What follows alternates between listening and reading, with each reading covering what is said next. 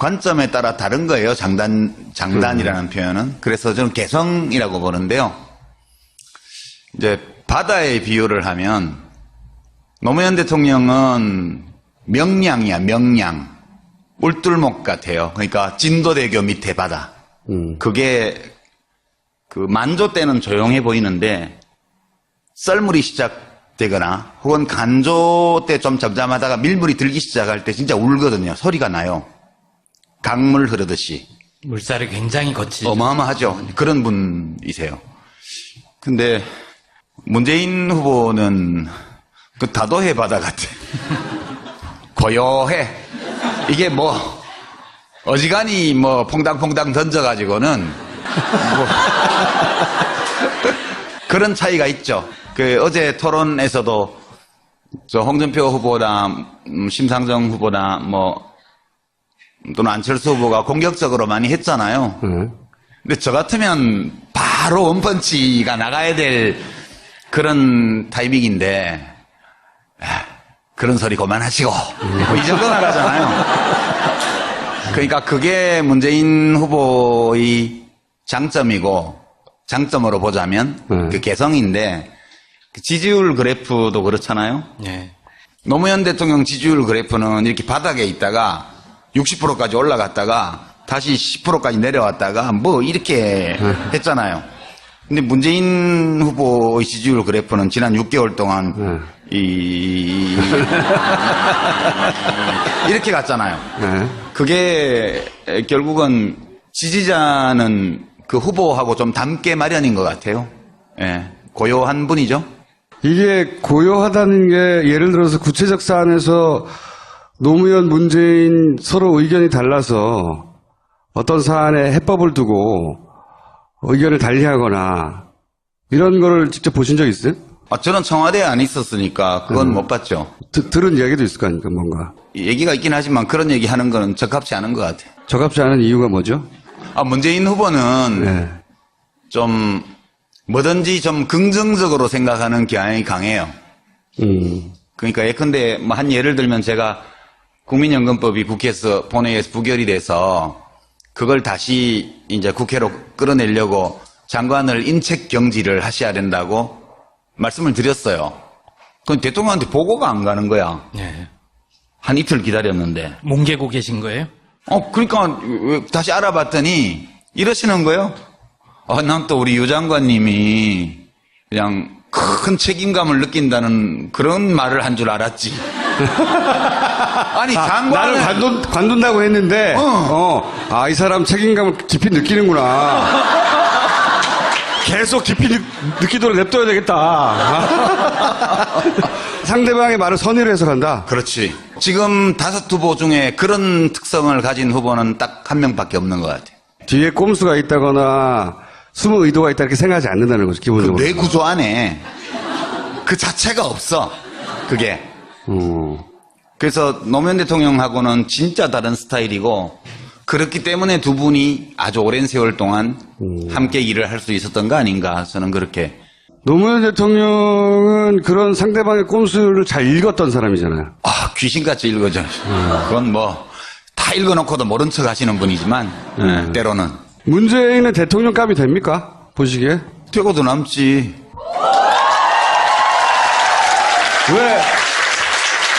왜 그래요? 아니 근데 문재인 후보가 대통령감이 되냐 안 되냐 이런 문제를 떠나서 저는 사실 요즘 약간 요 며칠 약간 되게 오랫동안 잊어버리고 있던 어떤 감정 같은 걸 좀 느껴요.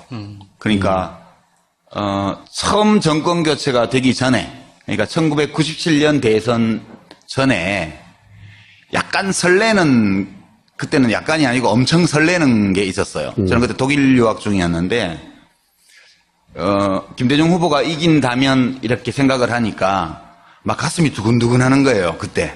그 전에 김대중은 안 된다라고 한번. 그리고 너무나 비관적으로 봤으니까. DJ 편합이 되지도 않았고, 또 이인재 씨가 따로 출마한다는 그런 예측도 할 수가 없었고. 97년 2월 달이죠. 그리고 IMF가 나지도 않았고. 그런 조건에서 공학적으로 볼 때 나가면 또 진다고 저는 봤어요. 그리고 이인재 씨가 출마 안 했으면 100% 졌고요. 지금 생각해도. 또 IMF가 안 났더라도 졌고요. 천운에 천운이 겹친. 예, 뭐 여러 가지 정말 가능성이 희박한 그런 상황이 조합돼서 겨우 이긴 거잖아요. 근데 요 며칠 좀 약간 그 비슷한 느낌이 있어요. 그러니까 근데 그때는 좀 다른 게 그냥 정권 교체되는 그 자체로 설렌다기보다는 그 당시까지 우리가 독재 권위주의 어떤 이런 것 때문에 고통을 받고 괴롭고 창피하고 부끄럽고 그래서 그렇지 않은 상태에 대한 설레임이 있었다면 지금은 그때는 좀 달라요. 저는 뭐 박근혜 정부가 독재 정권이었다고 생각 안 해요. 되게 멍청한 정부였지 그냥. 이명박 정부도 독재 정권이었다고 생각 안 해요. 장사 정권. 좀 야비한 정권이었을 따름이죠. 지금 우리를 굉장히 부끄럽고 고통스럽게 만드는 거는 불평등이라고요. 차별 이런 거요. 그러니까 사람들이 그 현대판 어떤 계급제도 비슷하게 저는 느껴요. 이 세상이 뭐 이래. 그리고 이런 문제들을 해결할 수 있다는 전망이 별로 안 보이는 시간을 오래 보냈기 때문인지 그렇게 단순하지 않지만 우리들을 인간답지 못하게 만들고 또 우리가 사는 세상이 인간답지 못한 세상이라고 느끼게 만들고 그렇기 때문에 왠지 내 책임도 있는 것 같아서 좀 어딘가 누구한텐가 미안하고 좀 부끄럽고 또 화도 나고 이런 상황이었어요. 오랫동안. 근데 확실치는 않지만 이번 대선을 계기로 해서 거기서 많은 사람들이 노력한다면 거기서 좀 벗어날 수 있는 가능성이 있지 않나? 단박에 해결되지는 않겠지만 이번에 정권을 바꿔서 한 5년 동안 꾸준히 사람들이 마음을 모아서 노력한다면 좀 다르게 만들 수 있지 않을까라는 기대 이런 것 때문에 약간 잠들기 전에 밤에 마지막 뉴스를 볼 때 약간 설레는 느낌이 있어요. 이런 느낌이 되게 오랜만이어서 저만 그런가? 혹시 이런 설렘 아닙니까? 만약에 물어보지 마. 그거 물어보지 마. 물어보지 마. 내가 총리를 할 수도 있지 않을까?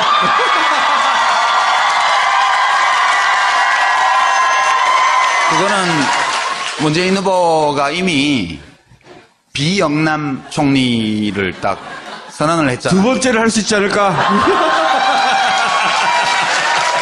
그거 안 하시려고 어디 사회이사 가시지 않으셨나요? 아, 우리 보혜양조. 예. 입세주. 예, 그러니까 거기 사회이사 하면서는 뭐 공직을 맡기는 좀 힘들거나. 그거 관두면 되지. 제가 보기에는 그래서 설렐 거라고 보고요.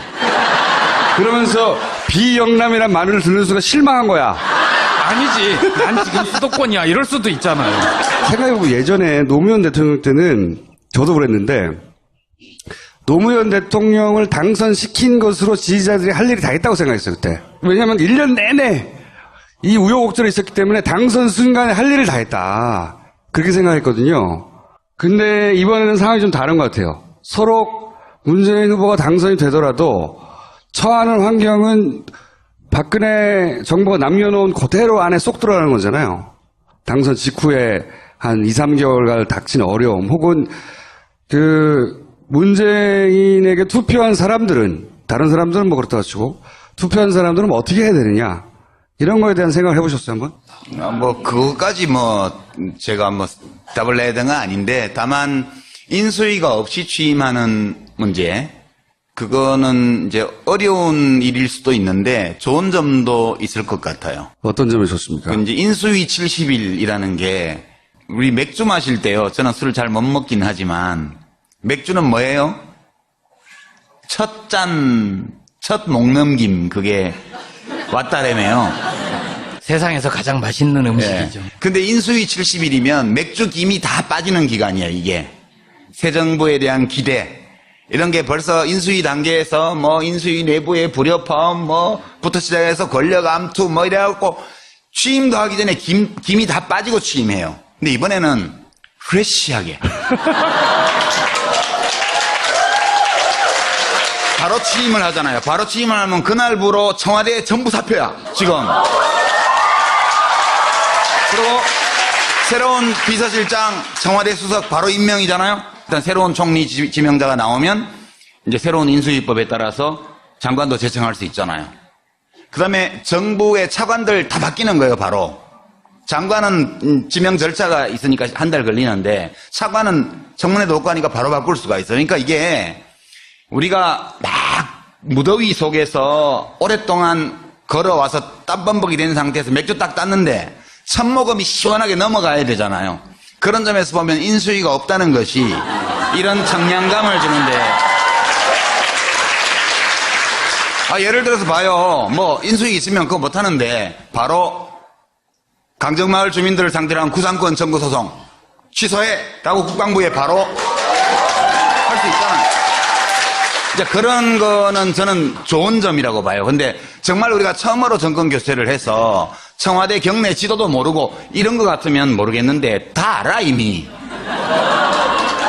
네, 다 알아요. 그리고 뭐 공직사회가 말을 안 들으면 어떡하냐. 천만에요.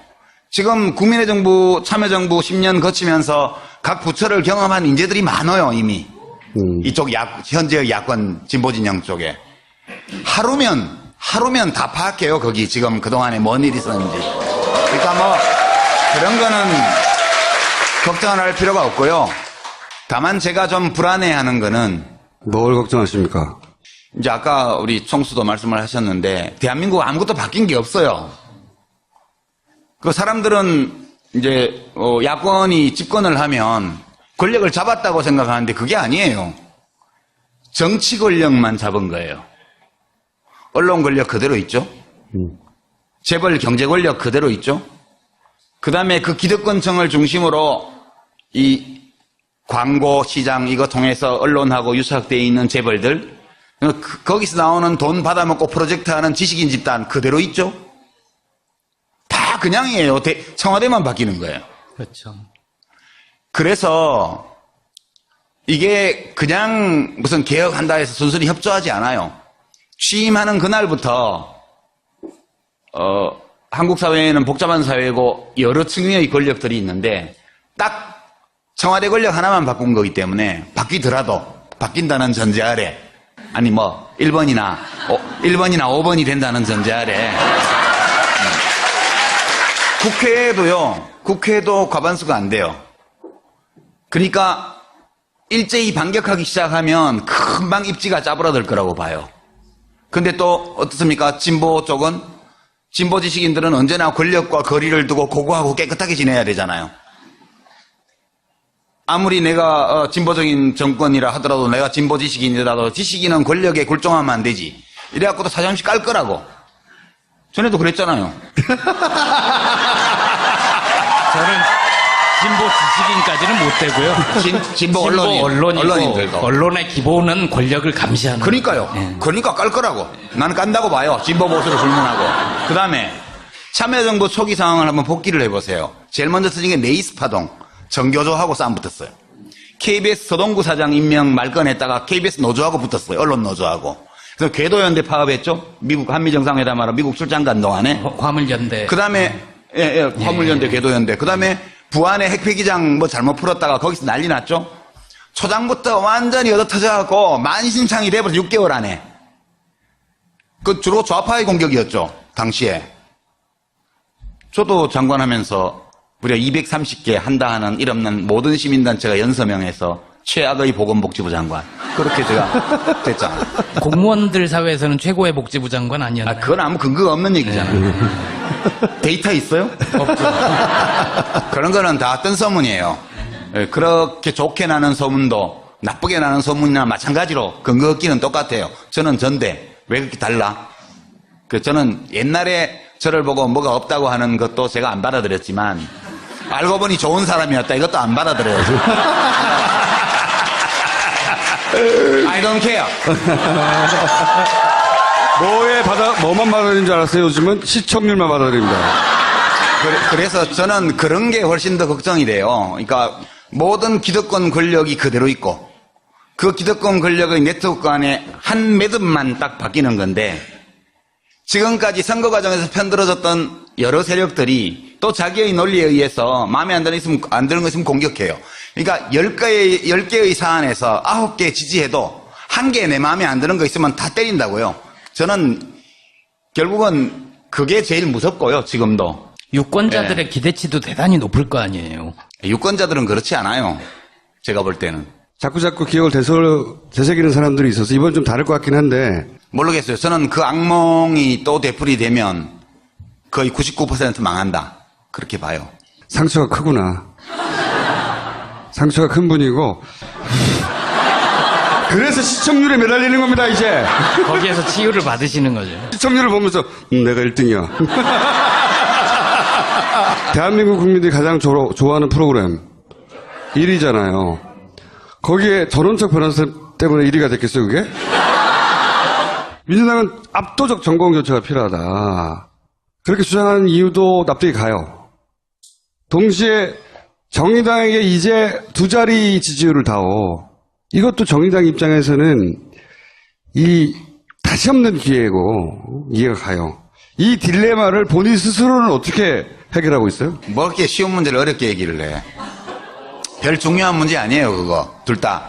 그러니까 압도적 지지가 뭐예요? 지금 하면 과반 득표하면 압도적인 거지. 주요 후보만 5명이니까. 여기서 제가 그동안에 언론 보도나 이런 거 보면 10%, 15%일 때 10% 중반 박스권. 문재인 후보. 그리고 25% 되니까 20% 박스권. 35% 되니까 30%대 박스권. 지금 40% 이쪽 쪽으로 넘나드는데 후보 5명 있는 선거에 지지율 40%면 올라갈 때까지 올라간 거예요. 그게. 그 또 박스권이 확장성 없대. 그럼 40% 바꿔도 확장성 없으면 이게 김진 논리잖아. 나는 0.1%인데. 문재인 40% 빼고 내가 다 확장하면 내가 이긴다 이거 아니에요. 한때 대선 후보였죠, 그분도. 그러니까 그게 사실 당선만 되면 되지. 뭐 많이 받으면 좋긴 하지. 심 후보가 2자리 득표? 그 무슨 9.9%하고 10%하고 차이가 있어요? 무슨 차이가 있어요? 돈.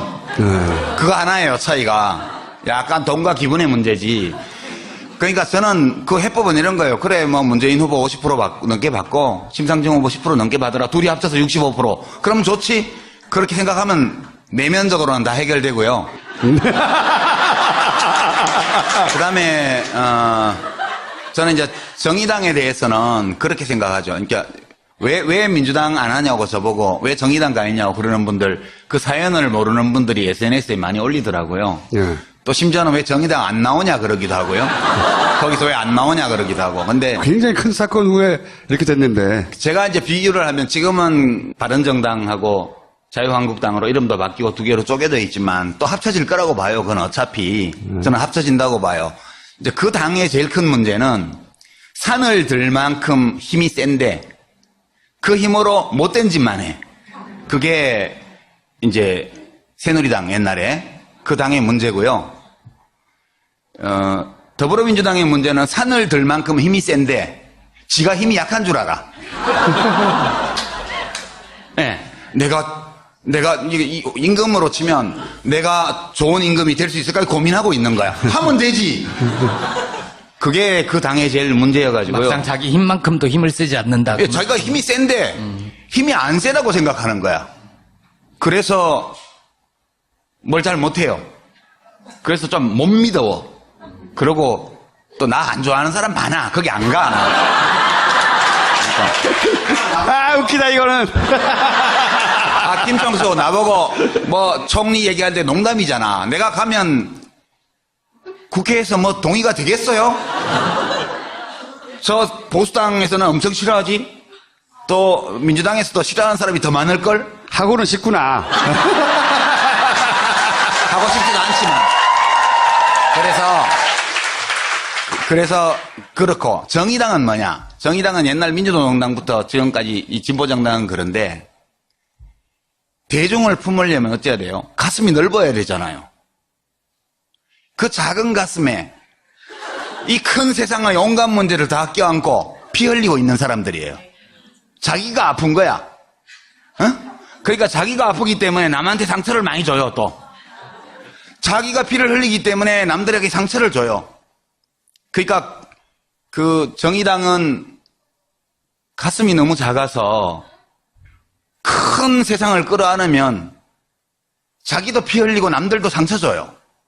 그 문제가 제일 본질적인 문제라고 봐서 이번 대선을 거치면서 좀 넓어지기를 바랬는데 어느 날은 넓어지는 것 같다가 어느 날은 또 도로 좁아진 것 같다가 또 어느 날은 넓어진 것 같다가 이러고 있는 거예요 지금. 이 당 저 당 다 마음에 안 든다는 거네요. 그럼 국민의당은요? 오래 가기 어렵죠. 저는 그렇게 봐요. 오래 가기 어렵다고 봐요 거기는. 그러니까 결국은 양당제로 돌아가는 거예요. 좀 있으면 선거제도가 바뀌지 않는 한. 안철수 후보는 왜 폭락했어요? 아, 그거는 망한 게 아니고요. 네. 이제 선거를 안 나가보셔서 그런데. 선거는 자기를 보여주는 과정이에요. 특히 큰 선거는요. 뭐, 큰 서울시장 선거, 경기도지사 선거, 대통령 선거 이렇게 유권자가 1,000만 가까이 가거나 혹은 몇 천만이 되는 선거는 그 선거 과정을 통해서 나를 보여주는 거예요. 아무리 감춰도 그 사람이 다 보여요. 모든 과정을 통해서. 경기도지사에 참고로 출마했다가. 네. 네. 그러니까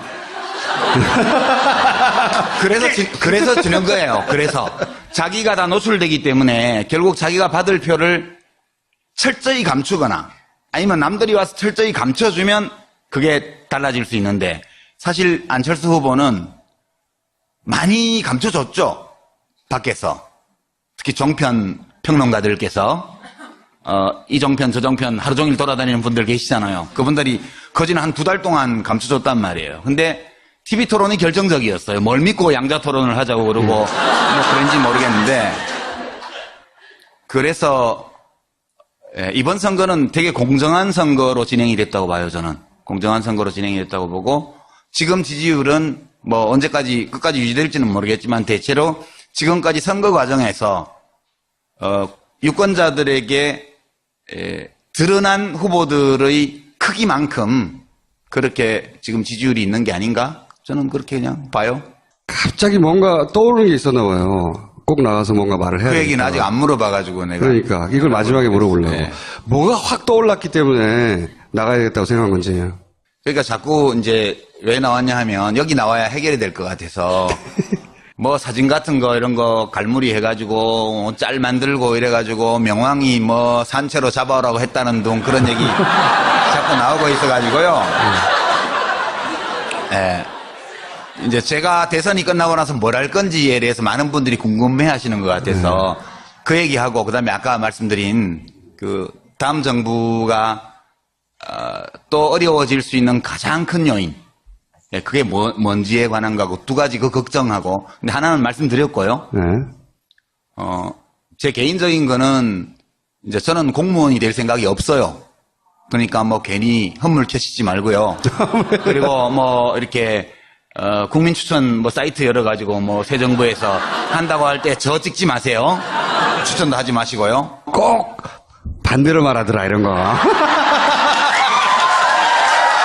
그리고 아까 첫 번째 이슈 내가 말하고 싶었던 것과 관련해서 제가 진보 의용 지식인이 되려고요. 진보 의용 지식인이요.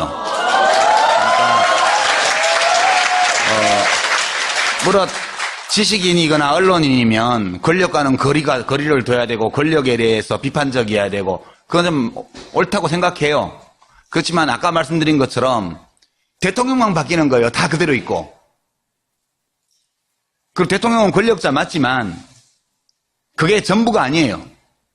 대통령보다 더 오래 살아남고 바꿀 수도 없고 더 막강한 힘을 행사하는 기득권 권력들이 사방에 포진하고 연합해서 또 괴롭힐 거기 때문에 그리고 아마도 야권 정당들이 연정을 하지 않겠어요. 그죠? 서로 손잡고.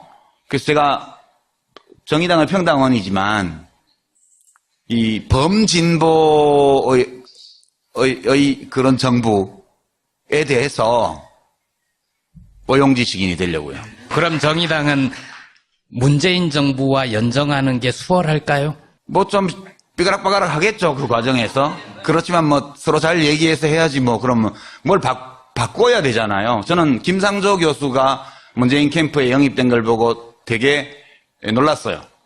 30년을 밖에서 재벌개혁운동, 시장의 정의를 수립하기 위해서 활동했던 분인데 하다 안 되니까 이제 직접 해보려고 들어온 거잖아요. 그걸 보고 그런 생각을 한 거야. 나도 들어가야지. 아니, 제가 여쭤보는 건 참여정부 시절에 민주노동당과의 연정의 움직임이 좀 있었잖아요. 대통령이 하려고 그랬죠. 그 당시에 민주노동당 쪽에서 거부를 했잖아요. 예, 할 생각이 전혀 없었죠. 네. 그게 이번에도 또 재현되지 않을까? 저는 그것 같지는 않아요. 이번에는 그렇지 않을 거라고 네, 보고요. 진보정당도 진화했으니까 사실. 예, 왜냐하면 그동안에 우리가 선거연대나 이런 걸 여러 차례 해왔기 때문에 그 토대 위에서 이번에는 잘 되리라고 보고요. 다만 예, 제가 참여정부 시절에 정부에 있을 때 또 여당에 있을 때 제일 힘들었던 게 편들어주는 사람이 없어서 힘이 들었던 게 아니고 객관적으로 해주는 지식인들이 너무 없는 거예요. 언론인 지식인이. 그게 너무 힘들었거든요. 그래서 제가 의용 지식인이 되겠다는 게 무조건 편드는 사람이 되겠다는 게 아니라 이제 정권 바뀌고 나면 전원책 변호사님이 공격수, 제가 수비수 될 거 아니에요. 그럴 때 정말 사실에 의거해서 제대로 비판하고 또 제대로 옹호하고 이렇게 하는 사람이 그래도 한 명은 있어야 되지 않냐. 그런 생각이에요. 총리도 중요하고 총리도 중요한데. 자, 미래의 어용지식 여기까지 하겠습니다. 아, 예. 감사합니다.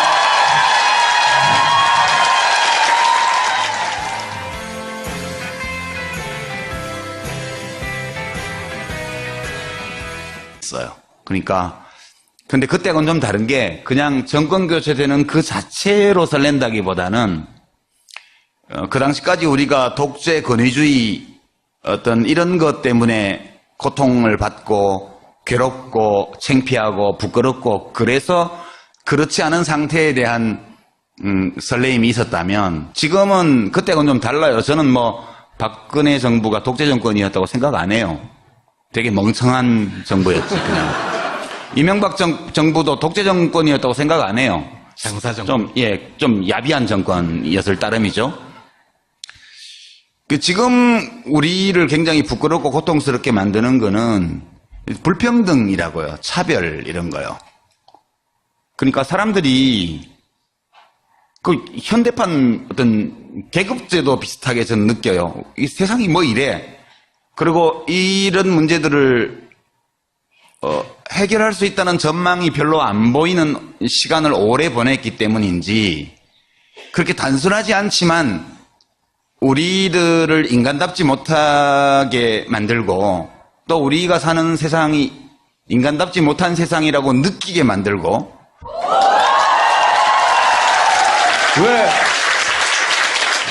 왜 그래요? 아니 근데 문재인 후보가 대통령감이 되냐 안 되냐 이런 문제를 떠나서 저는 사실 요즘 약간 요 며칠 약간 되게 오랫동안 잊어버리고 있던 어떤 감정 같은 걸 좀 느껴요.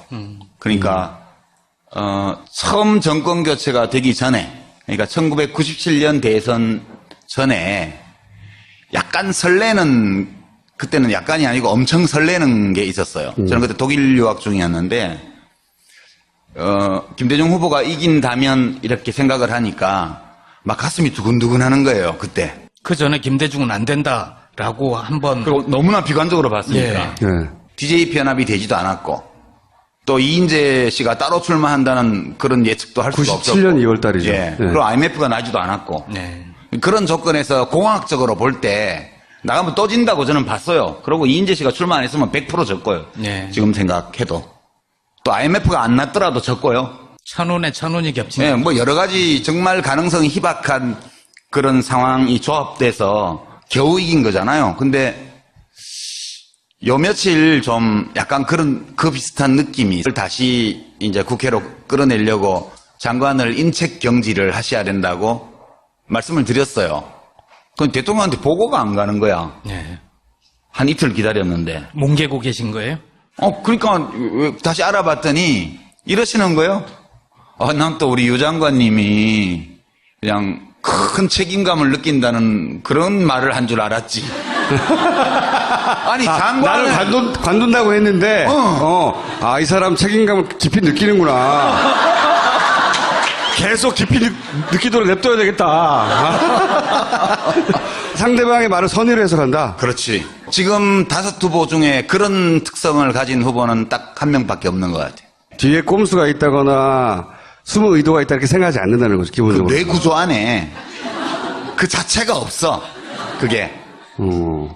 그래서 노무현 대통령하고는 진짜 다른 스타일이고 그렇기 때문에 두 분이 아주 오랜 세월 동안 함께 일을 할 수 있었던 거 아닌가 저는 그렇게. 노무현 대통령은 그런 상대방의 꼼수를 잘 읽었던 사람이잖아요. 아, 귀신같이 읽어져. 그건 뭐 다 읽어놓고도 모른 척 하시는 분이지만 때로는. 문재인은 대통령감이 됩니까? 보시기에? 되고도 남지 안 하시고 뭐이 정도 나가잖아요. 그러니까 그게 문재인 후보의 장점이고 장점으로 보자면 그 개성인데 그 지지율 그래프도 그렇잖아요. 네. 노무현 대통령 지지율 그래프는 이렇게 바닥에 있다가 60%까지 올라갔다가 다시 10%까지 내려왔다가 뭐 이렇게 했잖아요. 근데 문재인 후보의 지지율 그래프는 지난 6개월 동안 이렇게 갔잖아요. 그게 결국은 지지자는 그 후보하고 좀 닮게 마련인 것 같아요. 예, 고요한 분이죠. 이게 고요하다는 게 예를 들어서 구체적 사안에서 노무현, 문재인 서로 의견이 달라서 어떤 사안에 해법을 두고 의견을 달리하거나 이런 거를 직접 보신 적 있어요? 아, 저는 청와대에 안 있었으니까 그건 못 봤죠. 들은 이야기도 있을 거 아닙니까, 뭔가. 얘기가 있긴 하지만 그런 얘기 하는 거는 적합치 않은 것 같아요. 적합지 않은 이유가 뭐죠? 아, 문재인 후보는 네. 좀 뭐든지 좀 긍정적으로 생각하는 경향이 강해요. 그러니까 예컨대 뭐 한 예를 들면 제가 국민연금법이 국회에서 본회의에서 부결이 돼서 그걸